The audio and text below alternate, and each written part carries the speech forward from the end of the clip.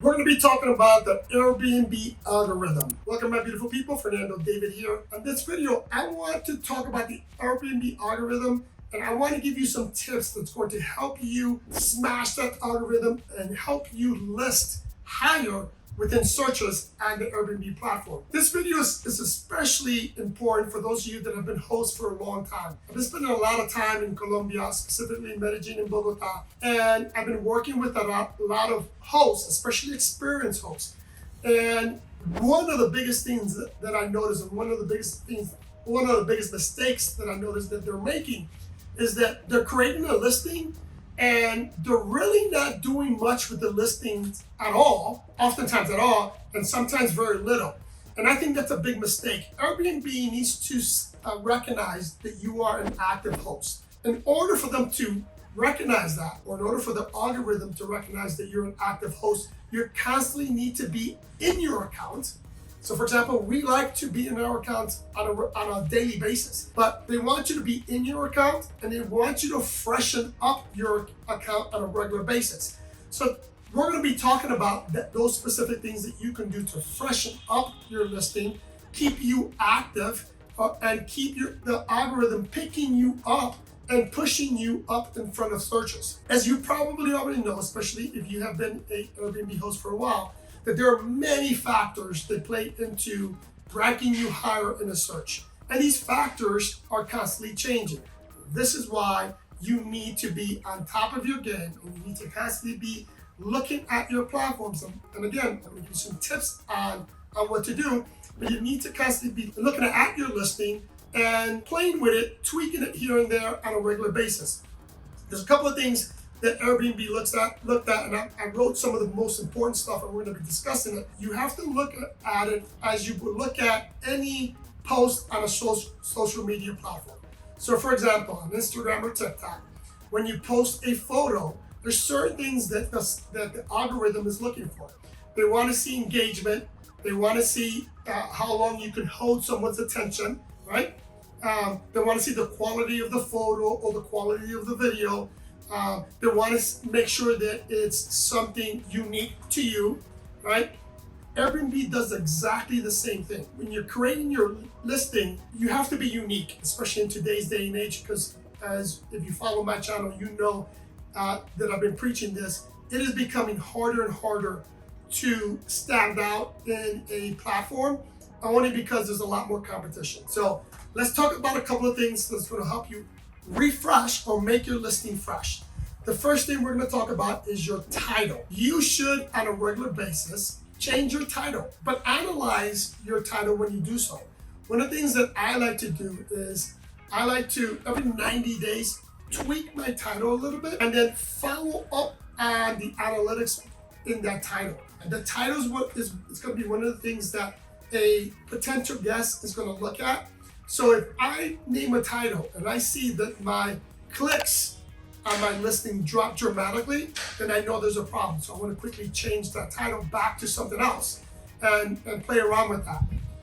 But if I see that I'm getting plenty of clicks, then I'm going to keep that title for a little bit until I start to see a dip in my clicks. The shorter your title, the better your conversion rate's going to be. And I'm going to sidetrack here real quick. One of the things you really have to understand is that people's attention span is this little, anywhere between 1 and 3 seconds to grab someone's attention.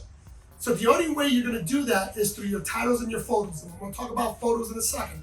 But going back to the title, don't write long titles. And more importantly, the reason why I say don't write long titles is because most people that search for properties, they do so on their mobile devices. And because it's on the mobile device, they only get to see about 30 characters.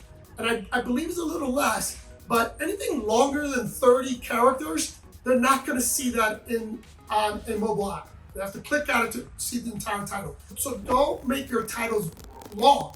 Don't make your titles vague. Just to give you an example, don't write something like beautiful cottage. That really tells the viewer nothing. Because, and the other thing, what's beautiful for you is not going to be beautiful for the next guy. And everybody's using that. You need to stand out. we're very specific. And in our titles, we tell them exactly what it is. If it's a pool house, if it's a house with a pool being the amenity, putting that as my title.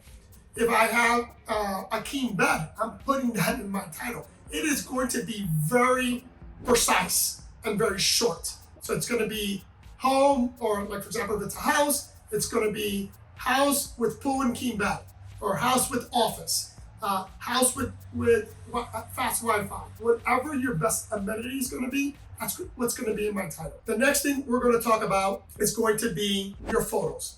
You need to either change the photo depending on what you changed in the property.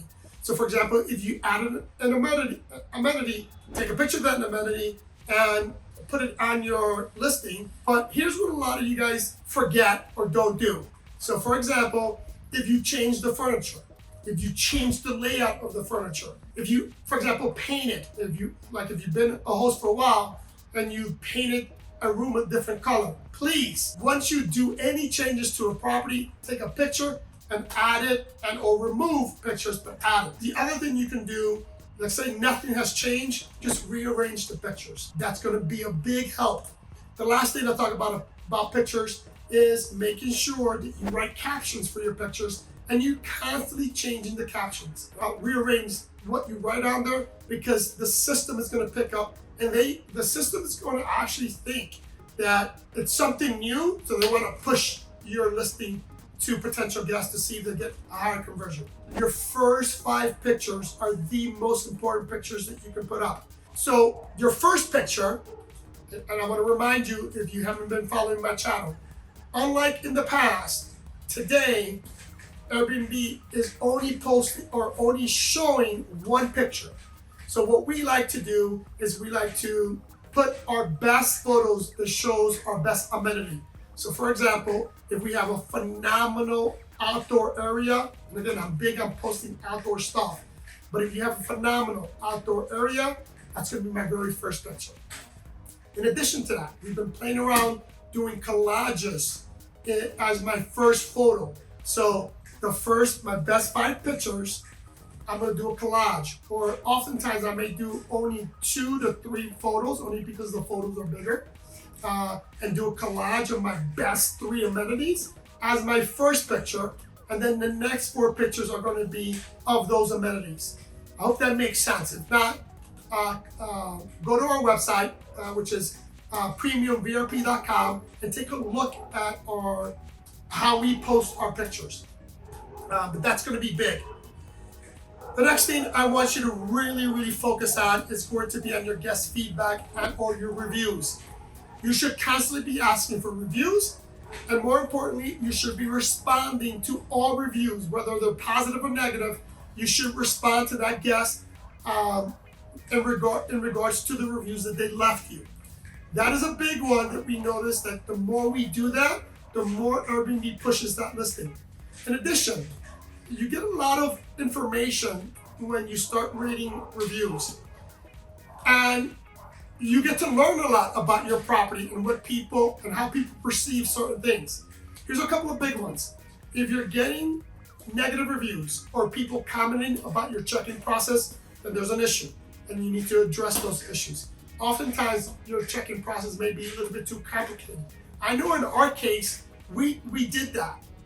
We added too many steps in our check-in process, and that's not a good thing. So we started eliminating certain emails and certain procedures, and condensed it into as little steps as possible for our check-in process. The next thing you need to really look at is, for example, if you get a lot of people telling you that your bed sucks, change the freaking bed. Or if they tell you something, if you get a lot of people, and when I say a lot, for me, 2 or 3 people complaining about the same thing is a problem. So address that problem. It's really going to help you a lot. The last thing I'm going to talk about is the quality scores that Airbnb has. If you're not aware, on your Airbnb listing, there's a section that's called Insights. I highly recommend you constantly, on a regular basis, go into that and check your listings and make sure that you're scoring the highest possible score that you can within that listing. Ideally, you want to have 100 in all areas, but I understand that that's not possible for every listing. So for example, in order to get a high score, you need to have a kitchen, you need to have cookware. There's a lot of things that you need to have in there. And some of you may not even have a kitchen to get a score on. So I get that. But if you go on Insights and there's an area that you can improve on, meaning, and I'll go back to kitchen as an example. If you go onto kitchen and one of the things on that kitchen says you should have a blender and you don't have it checked off, it's not going to give you that 100% score, go freaking buy a blender. Do everything possible within your control to score 100 on Insights. That's going to be critical because the higher your score is, the more Airbnb is going to push you as or promote your listing. Well, my beautiful people, hope this information was useful. If it was, hit the like button. Subscribe if you haven't subscribed. Follow me on Instagram. I love you guys, and I'll see you in the next one.